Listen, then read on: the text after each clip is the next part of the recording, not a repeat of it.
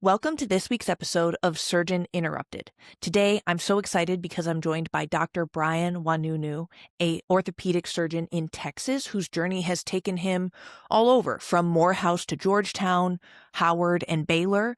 And I really have loved learning about him and his journey. I think that it represents not only excellence, but endurance. And there's a lot for us to get into. Orthopedics remains one of the least diverse specialties in medicine.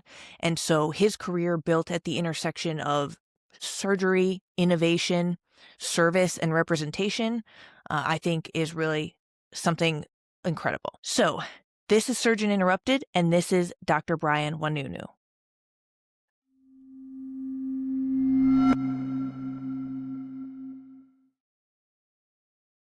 Welcome to the Good. show. Thank you. Thank you. Thank you. Good afternoon. Good morning. I appreciate it. Again, as I was telling you, Dr. Hardin, I mean, I've listened to your podcast. I've listened to your shows. I've watched your YouTubes, your Instagram. You are super inspirational. You're super talented.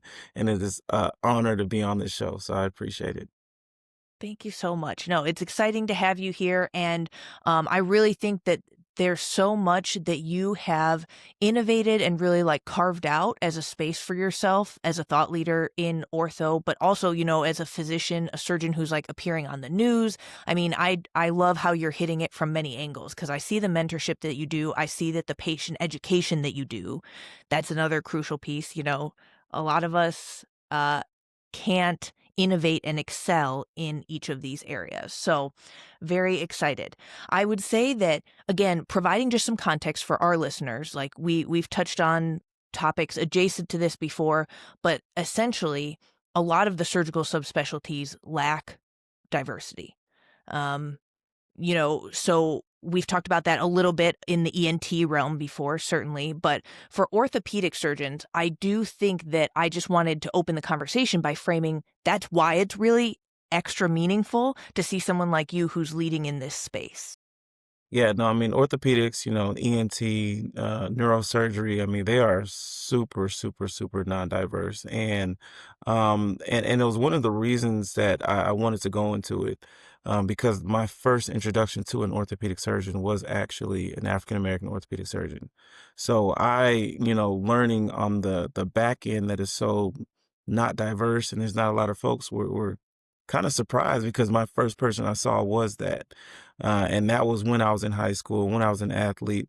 I ended up going to college. He ended up actually being an alumnus of my same college. So we were in the same fraternity. We had so many different things in common that I was like, I want to be like you.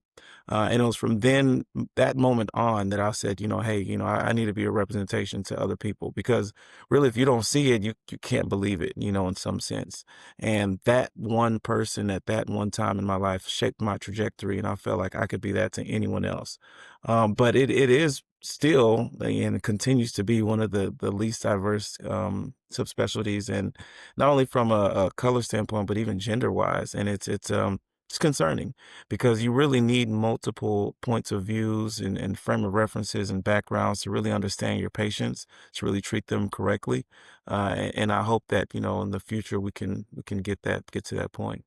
Yeah, I love that so much though, because while yes, we want to encourage, increase diversity in these competitive surgical subspecialties, what I thought was really special about what you shared is that since your first introduction to an orthopedic surgeon was that of a Black surgeon, it was that normal. And I think that I can speak to, I saw that for female physicians.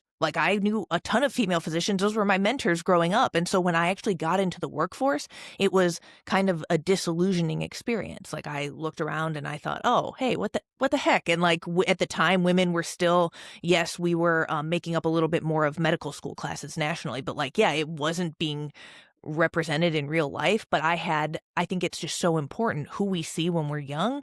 That kind of defines what's possible for us. Completely, completely. And just what you said before as well, I saw a lot of Black doctors, right? Just what I come from Nigerian background, so a lot of the Nigerian households, promoted education.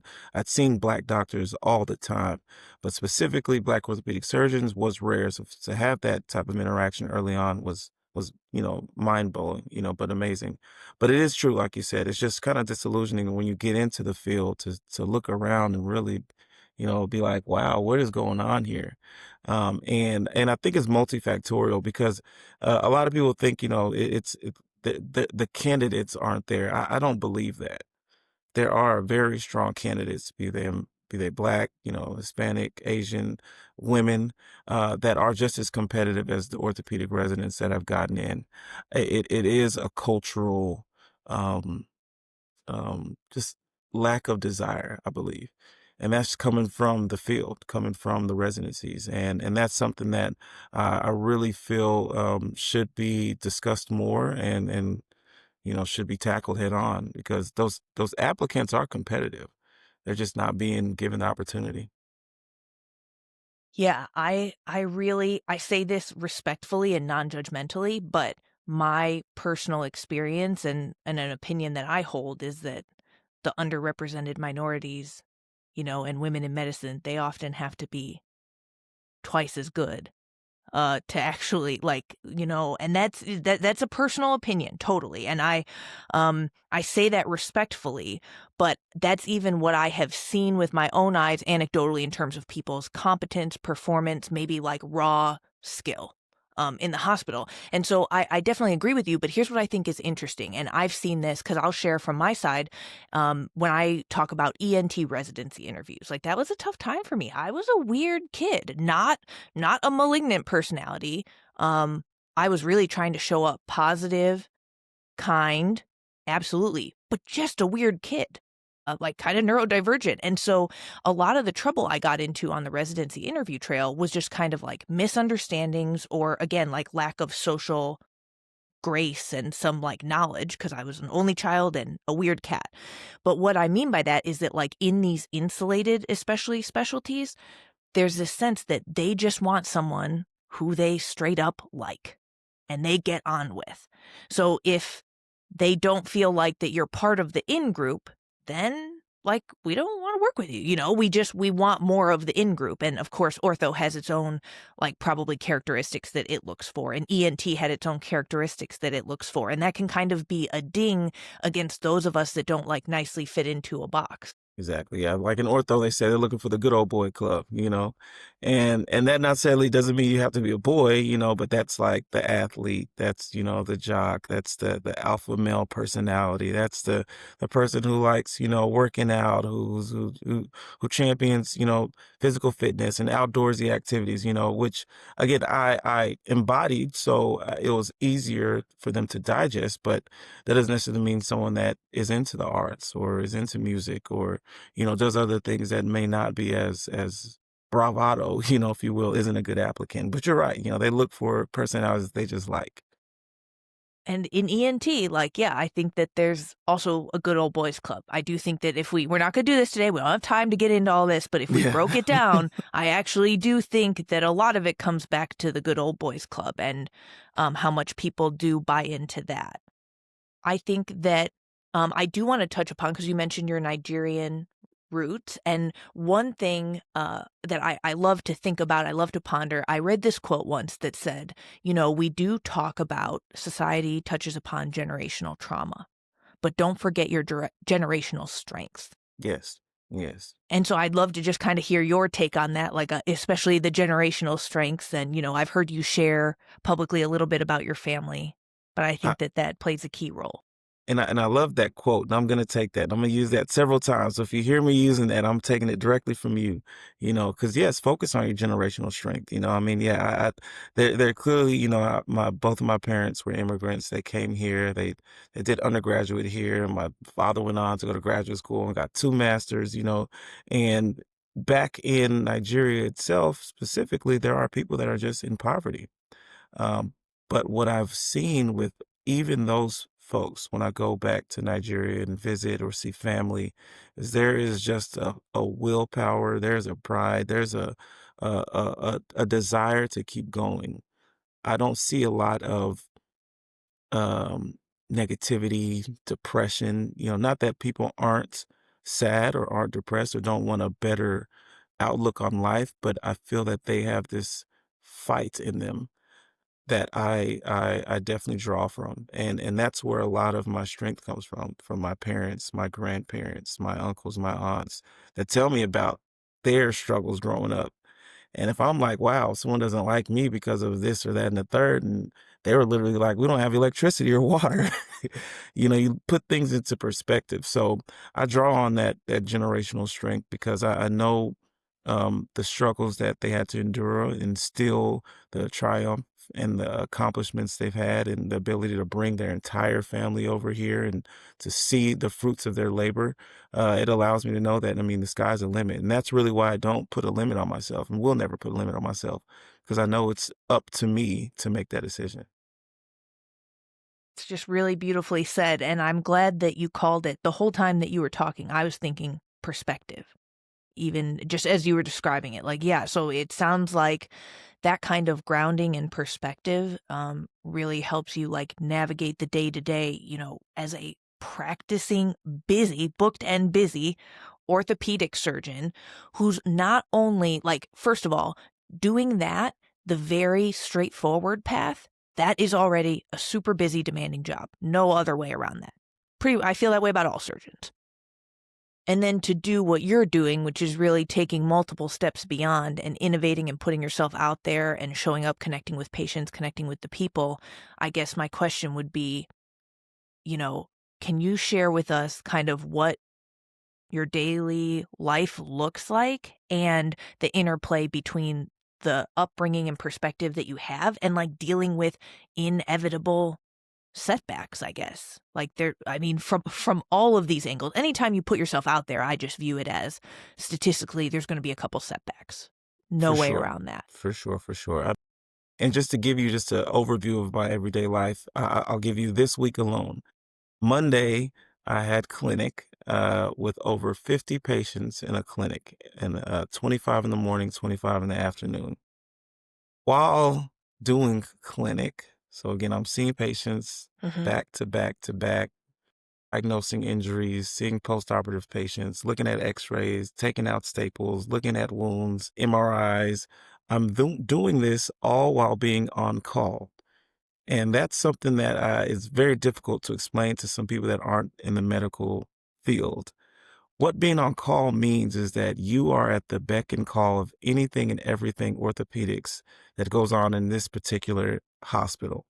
So I'm seeing patients while getting calls from the emergency room, while getting calls from the nurses, while getting calls from the other hospitalists that this patient needs this issue, or this new hip fracture came in, or this person isn't doing well. And I'm having to field all of these and answer all these questions again while seeing these 50 patients that want my undivided attention. So Monday was a very taxing day, and that's usually my Mondays, Mm, because most of the patients that then need some type of surgery will have to do the surgery the following day. Sometimes they need surgery the same day. Those are very, very, very high acuity patients, car accidents, gunshot wounds, bones that are sticking out their body, you name it. Those can't really wait. And there have been instances, not Monday specifically, but other instances where I had to cancel my clinic because a mhm. patient was in the ER bleeding out and I had to go.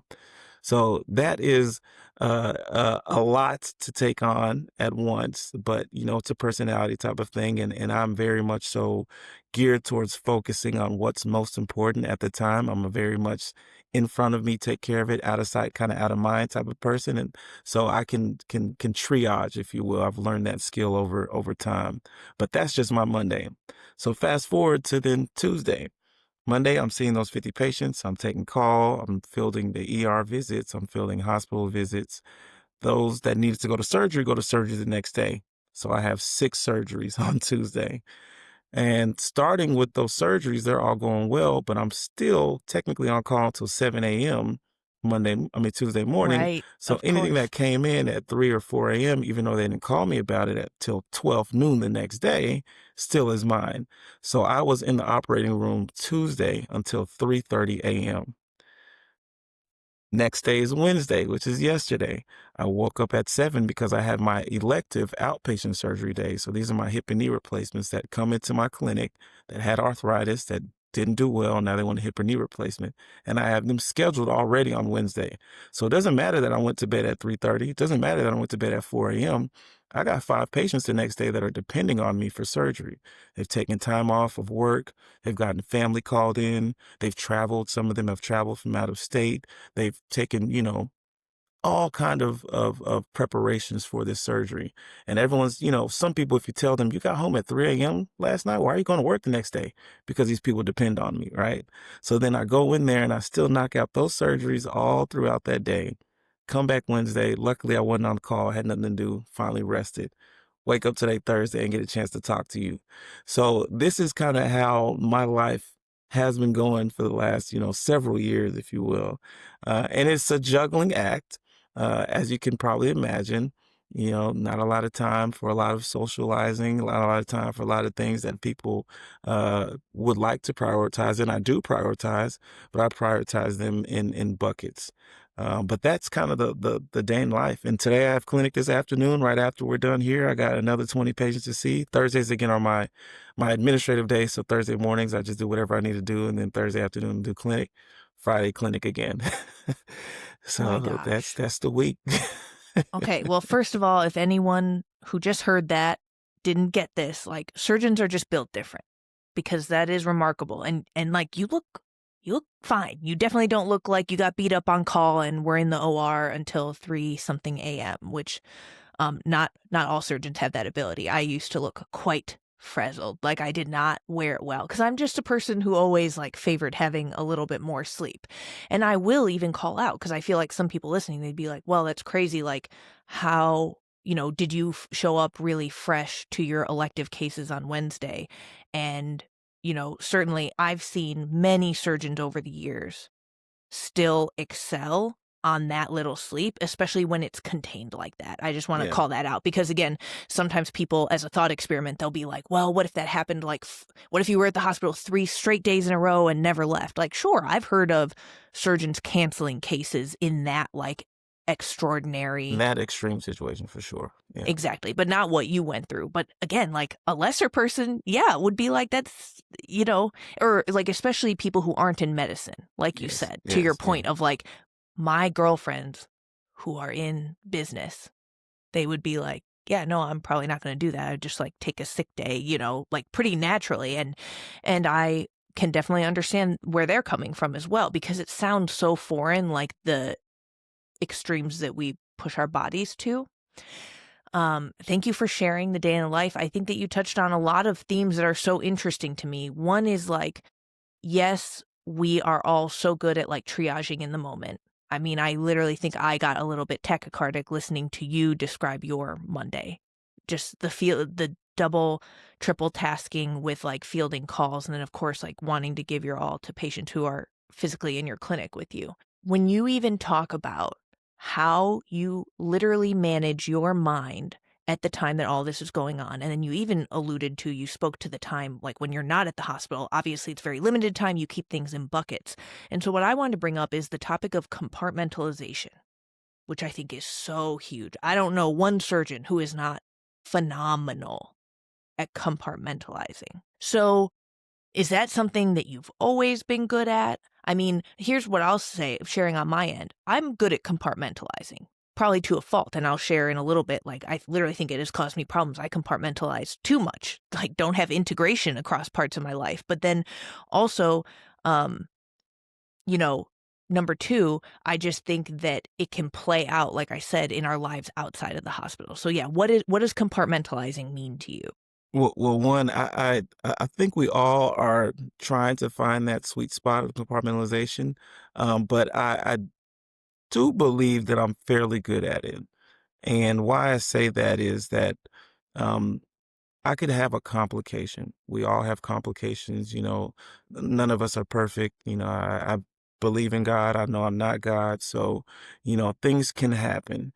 And if something happens, for instance, a broken bone, someone's bleeding, someone's not doing so well, a very, very, very sick patient that has to go to surgery that starts to, their heart stops, right? This can happen. Has nothing to do with the surgery, but they're just sick and we have to revive them, do CPR, get them out the hospital, the OR table, get them to the ICU. Very next case, I am thinking about them, but I'm focused on the case. And I want people to understand that doesn't mean I forgot about this patient, but I've compartmentalized that that is happening. They're stable. And now I have to give my undivided attention to what's going on right here and now. And I've been able to do that very well. And then even go home, you know. My baby may be sick. She may need something, she may have a runny nose. She may need to go to an appointment. This all kind of stuff happened in clinic today, but I have to focus on her right now. And what that has allowed me to do is focus on the here and now. And like you said, sometimes there's a little difficulty because I don't necessarily talk about what's going on, and sometimes people want to know what's going on. But it's like right now, I just got to focus on what's here and keep it moving. And it's helped me to focus on it. It's helped me to stay in the moment. But sometimes it just, it can spill into, it can blow up if things just aren't really integrated appropriately. So, but I do think I compartmentalize well in the moment. But just like with anything, multitasking, you're gonna lose you're gonna lose a little edge somewhere else. So it's an art. Exactly. Definitely an art, definitely a give or take. And like for me, even compartmentalizing, yeah, I mean, like you said, devastating things happen in everybody's, like just even medical training or medical career. People talk about this, med students talk about this, residents talk about this. Like they watch patient death occur and you have to, um, you attend a code and everyone does their absolute best. The patient dies, and like how does that student or trainee, or like really, I think it impacts all doctors. So like how do you as a team member walk out of that room and move on with your life because you actually have like 10 other patients on your patient list and census who need your attention. And so what I think I did not do well compartmentalizing, because I was good at it. Like I was always just putting it in a box and moving on and like taking care of, there's always more patients who are going to need your attention and care. Yeah, So you got to correct. keep it moving. But I never revisited the boxes, like I kind of feel like, so putting it in a box, putting that box in the closet, never revisiting it. For me personally, that meant like probably not processing like various things that occurred. And then, like you said, then you don't integrate it because you cannot integrate your feelings if you don't let yourself feel them. And I Exactly. think when I was compartmentalizing like a very good machine, like robot like compartmentalization, I wasn't feeling my feelings. Yeah. And that's 100% true. And and that's why um it can be hard if you never go back to that box, like you said. One of the things I appreciated in my residency was there was the opportunity to go and speak about different cases that were tough or debrief, things like that. I didn't always take advantage of it, but sometimes I did. But yeah, you're right. Sometimes you just don't get to process and you got to keep moving. Um, and and I don't know why, but I'm wired in such a sense that I focus on the good. So even if there is something that's bad there, like I just leave it there, as long as it's not eating away or causing negative issues, like for instance, going back to that patient, if the patient coded on the bed, was revived in the ICU, absolutely nothing I can do at this point. So Yeah, that's staying and brilliant. thinking about them, yeah, and dwelling on it is just not going to help. And that's like the serenity prayer kind of ethos, right? Like, so, we do need to know what we can change or not. And yeah, I do think as a doctor and as a surgeon, it's hard. Every person has to go on that journey for themselves because when you're somebody's doctor, like you care enormously and it's hard to find that line and that kind of level of understanding. And then also just try to give myself grace too, I mean, because we're gonna do the best we can, and we're gonna give it our all. And if I wake up every morning and say, "Did I give it my all?" Yes, then I'm okay with moving on. So just got to give yourself grace. I love that. And I will tell you, I don't hear, in my years as a surgeon and becoming a surgeon, I very rarely to never heard that. And so I want to highlight that because I love what you said. I philosophically 1,000,000% agree with you. But that's newer for me. Like I was not brought up that way in surgery and I did not see that modeled for me in surgery. So this is like new. This is like Francis May 4.0. I love giving myself and other people grace. But my question would be, you know, where did you get that belief from? Like, because clearly that seems fairly integral to who you are as a person. And so I feel like you're going to give us an answer that like kind of precedes medicine and surgery. But for then my sure. other question would be, do you see that a lot in other do you know a ton of surgeons who move through the world and are like, I want to give myself grace. I want to give all of my team members grace, and we'll give our patients and their families grace. Yeah, I'd just love to hear your experience with it, which may have been Well, so one, different. yeah, I don't think I see a lot of surgeons that do that. And I also think that a lot of surgeons didn't have the same experiences I had in my training, so they may never have had to do that. Um, Meaning, every one of us make mistakes, and certain people, if you are a target, I would say minorities, women, your mistakes are magnified. And in my residency specifically, the same mistakes that my co-residents may have made that were swept under the rug, when I made a mistake, I'm having to present in front of grand rounds. I'm having to call families. I'm having to go above and beyond and do things that no one else had to do. That makes it seem like I'm the mistake. And I had to, and I don't know if it was a video I watched or it was something that I watched that spoke to me that said, you are not the mistake. It is a mistake. You are doing everything you can, and you will continue to do everything you can. And if you don't believe that, no one else will believe that. So my grace to myself started really in residency that said, it doesn't matter if somebody tries to highlight something that again is common to other people to make me look worse. I have to realize that, I still have a lot of good and have a lot of skills and I do a lot of great. And the one or two times that things don't go well, I cannot beat myself up about it because I have a great track record otherwise. So a lot of that grace was having to be forced. I had to force it upon myself so that I didn't start to believe that I was the mistake, right? Or have that imposter syndrome. Because just quite frank, there's some attendings that just did not like me. The program director, the chairmen, the folks that made the decisions liked me, but some just didn't. And they made my life terrible. Absolutely terrible. Senior residents made it terrible. And those were the folks that can, if you allow them to, make you believe that you are not worthy, you are not good enough, you are not great. But if you look at your track record and your, upbringing and your skill set and your scholastic, record and medical school and your honors and everything, you're not. You're not what they're trying to tell you. So that's where I started to give myself grace. And then it spilled into when I now am the attending, I'm now responsible for everything. Same thing happens, if something goes wrong or something's out of my control, still got to give yourself grace. So that's where a lot of the grace came from was just really just reminding myself that I have a lot of good to give and I'm taking care of a lot of people. And there are more people that are happy than the ones that are unhappy. So the ones that are unhappy, albeit a patient, an attending, or, a co-resident, a colleague, whoever it is, I'm not going to let them phase me. Oh, thank you for sharing. I'm so sorry that, it sounds like people tried to give you at times a poor experience in residency. I am in awe of how you handled it because I think that I can relate to some of what you're describing.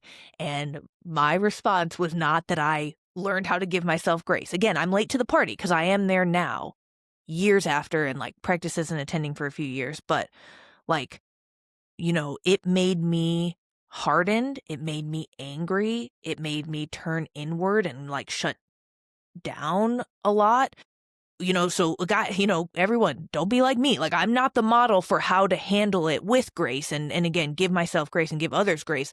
I took the much longer road there because I'm happy. I feel like I want to be part of the club that you're at. I just feel like you are describing that you got there much more directly, which again, I love. I think that speaks a lot to like your character and resolve and just like what you were able to make that experience into, which is something much more positive because every attending physician in the world would benefit from this Yeah. ethos. This like, hey, I give myself grace and I give everyone grace. Like I think that medicine and surgery would be night and day different if that was like part of what we all bought into and showed up to work with. So I think that that's incredible. I think that what makes me upset is and I will say, again, I'm not trying to brag, but just like since I did be self-deprecating for 1 minute there, I have to say, like, yeah, I wasn't able to give myself grace. I think I was hard on me and I was hard on everyone in my life, but it is what led me to do all of the work that I do since, which is like create resources for that person. Like, I think that to me, what I never want to happen is for a trainee to go through like anything like what either one of us experienced and then, yeah, feel like the problem is me. Because I think that that's like so harmful. I think it can be life threatening, but also just even harmful in a myriad of ways. So like I've spent a lot of time making resources there. And I even want to shout out because sometimes we have people write in to our various programs and say like, my residency is great. Literally, like, we don't need this. I don't know. This doesn't speak to me.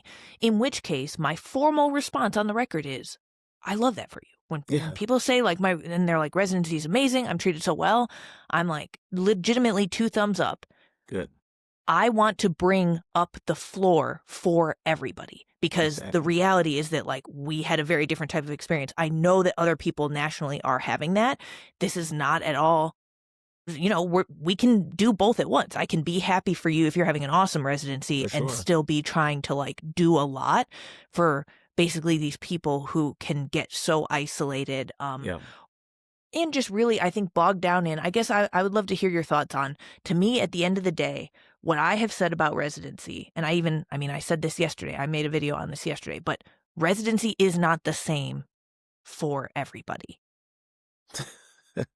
And I think the unfairness of that ground my gears every day for years. So how did you make peace with that? And like, what advice do you give to people? Because actually, interestingly, again, like so underrepresented minorities in medicine, some of my friends who are like attending level, they literally will, give advice to and mentor younger students and trainees like them, saying like, this is just the reality of it. This is how I moved through this situation, and here are ways for you to potentially try to get through as unscathed as possible. Yeah. Well, I mean, one, I mean, you hit it on the net on the nail. I mean, there's absolutely a myriad of experiences that people have in the same exact residency. Some are just no matter what, they are going to be the golden child. They're going to be the one that is never going to do anything wrong. No one's going to ever call on them. They're going to get invited to do everything. They get all the awards. And you're like, wow, I did 5 times as much as them.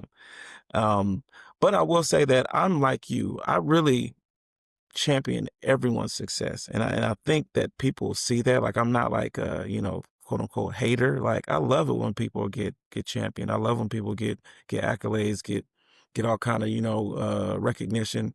Because the reality is that's what was all of my life. I mean, I think we both can agree with that. Like just things came naturally to us as an elementary and middle school, in college. It's just our families probably love us. We're probably, what our cousins look at as the golden child and our brothers and sisters, whatever it is, like it's just so I don't dislike when someone else gets that recognition. So I didn't mind that. But similar to you, like I did not like when I did everything, but was still, the one that's getting stomped on. And so what it made me do was it made being a physician, being a resident, being a surgeon, not to be my identity. Literally, when I got chances to, because again, our schedule's crazy, I would do anything that had nothing to do with the hospital. And that's why I admire you so much, right? You going into some media, into podcasting, to writing. I read about you, watching a movie, from the arts every day. Like that's inspiring. I end up traveling, getting into a lot of music, doing a lot of other things. And I think that's what allows me to branch out into this aspect of my life now, doing podcasts and medias and interviews on the TV because I'm now comfortable with things that are outside the hospital. There's some doctors that you literally cannot hear them not talk about something hospital related, doctor related, physician related, every other sentence, because that is their identity. And residency allowed me to say, you know what, I'm going to separate myself from this. My support system outside of the hospital is not any doctors. Now I have mentors. I have really good friends that are doctors, really, really, really good friends, best friends, but my support system outside of the hospital, they are not physicians, they are not doctors. That's why I have to sometimes explain a little bit more to them, but it also takes that away from me. And what that allowed me to do was understand, like, I still have that support, that love. I still have that admiring spirit from the people around me that's just not outside the hospital because that's who I am. And it allowed me to maintain this understanding that my character is still who it is. No matter what field I go into, I'm gonna win.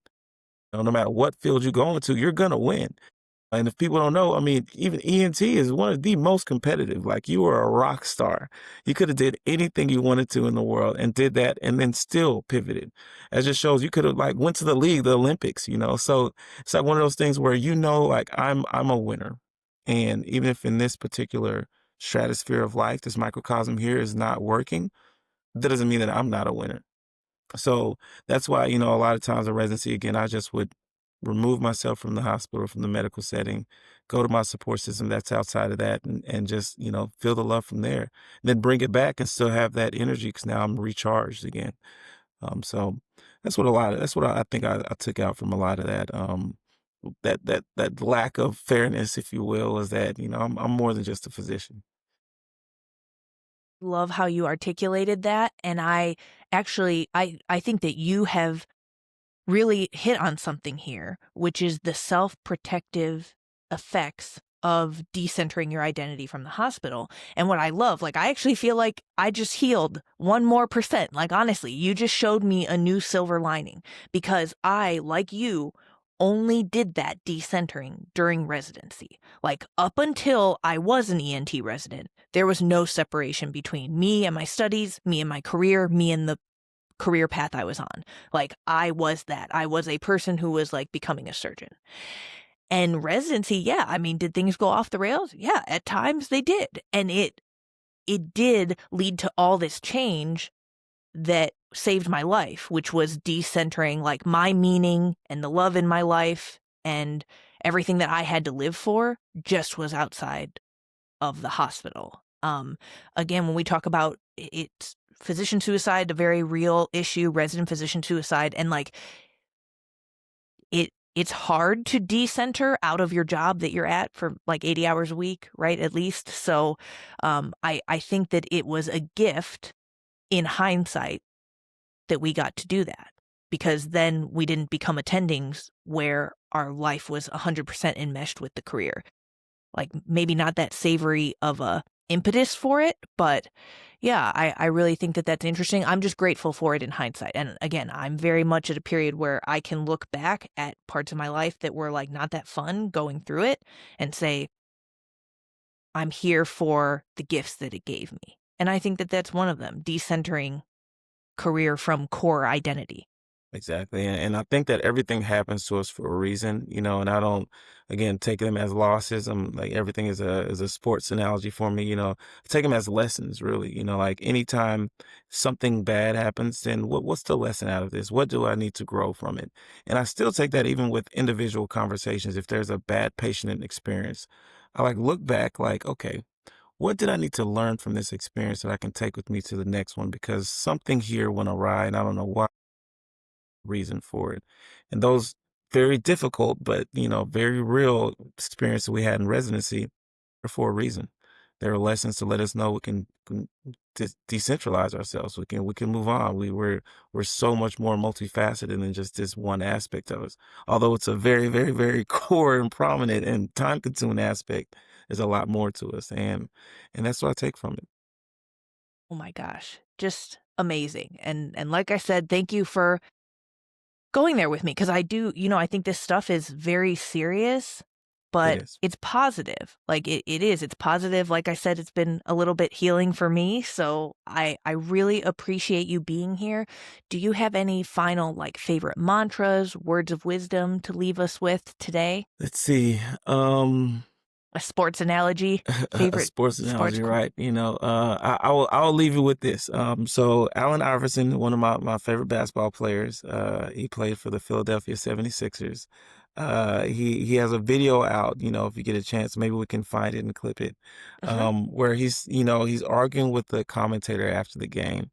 And, they're telling him, well, if you're not gonna give in, if you're not gonna do what you need to do for your team, what if they like trade you? He's essentially like, anywhere I go, I will win.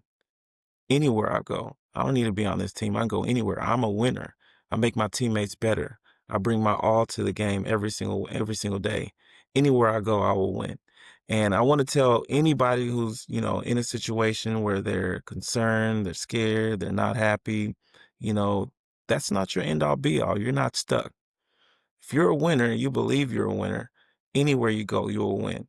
Just need to find the right team. I got goosebumps.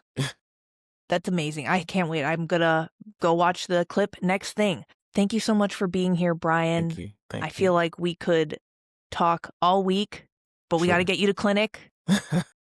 You're a busy man, so thank you for being here today. Thank you for having me. I appreciate everything you're doing, and I'm just so proud of you, and you inspire me. Hopefully, I'll be like you one day and keep on keeping on. Oh my gosh. Well, ditto. Absolutely. Thank you for listening to this week's episode of Surgeon Interrupted. If you enjoyed the episode, check out our other shows and content at hippocratic-collective.com. And until next week, remember Brian's words of wisdom. If you're a winner, you're going to be a winner wherever you go. Carry that with you.